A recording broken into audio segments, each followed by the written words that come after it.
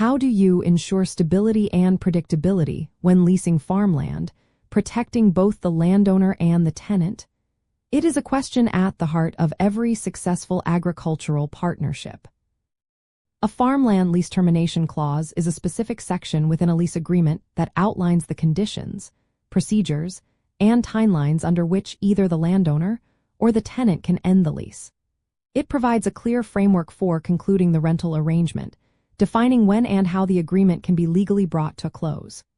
Its primary purpose is to prevent misunderstandings and disputes, ensuring an orderly transition for both parties.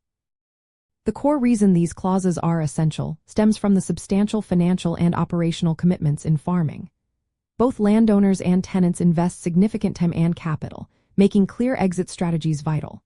For instance, a tenant needs to know when they might lose access to land to plan for crop rotations, equipment needs, and other operational decisions.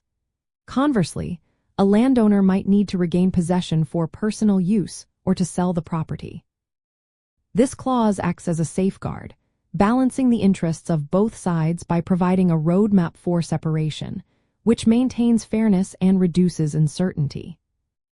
When drafting or reviewing a termination clause, you should look for key elements such as the notice period required, which is often 60 or 90 days, the specific events that trigger termination, and any penalties or compensations that apply.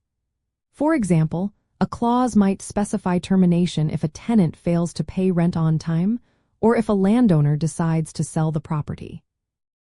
It is wise to consider the timing of termination relative to the agricultural cycle, ensuring that an early termination does not leave a tenant with planted crops and no harvest rights, or a landowner with unplanted fields.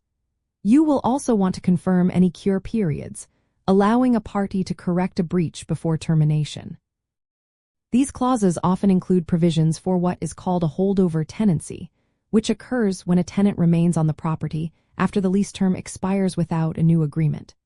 A well-crafted clause defines the terms of such a scenario, often converting it to a month-to-month arrangement. Another crucial aspect is what happens to improvements made by the tenant, such as fencing or irrigation systems, ensuring clarity on whether they can be removed or become part of the property. Understanding these nuanced aspects helps you navigate potential challenges smoothly. By clearly defining the end of a farmland lease, these clauses foster trust and professionalism between landowners and tenants.